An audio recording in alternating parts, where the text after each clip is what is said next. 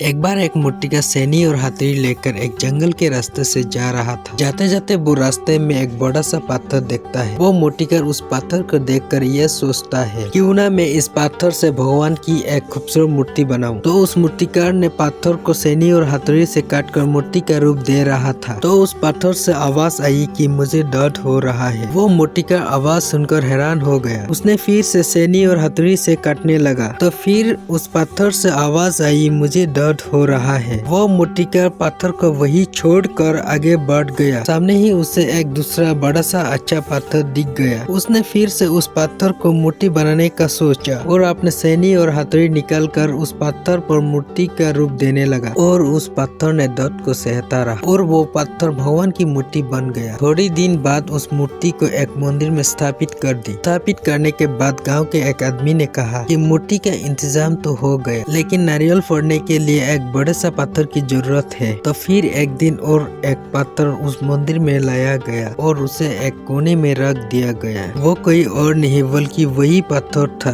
जो मूर्तिकार को सोने से मना कर दिया था। एक दिन रात के समय में मूर्ति और उस पत्थर आपस में बात कर रहे। पत्थर ने मूर्ति से कहा कि तू कितना खुश है, तुझे सजाते हैं, तेरी लोग पूजा करते हैं, मानते हैं और मुझ पर नारियल पड़ते हैं, जिससे मुझे दर्द होता है। तो भी मूर्ति उस पत्थर से बोली, अगर तूने उस दिन मेरे जैसे दर्द पीड़ा को सहन किया होता तो आज मेरे स्थान पर तू बैठा होता। ये छोटी सी कहानी से हमें ये सीख मिलती है, इस दुनिया में लोग हमेशा सफल लोगों का सम्मान करते हैं, आदर करते हैं और जीवन में सफलता उन्हीं लोगों को मिलती जो अपने जीवन में बहुत कष्ट सहा, दर्द सहा, भगवान के रूप उस पत्थर की तरह। इसीलिए मैं कहता हूँ, आज से आप जो भी कर रहे हैं, अगर आप जीवन में सफल होना चाहते हैं तो कड़ी मेहनत करें।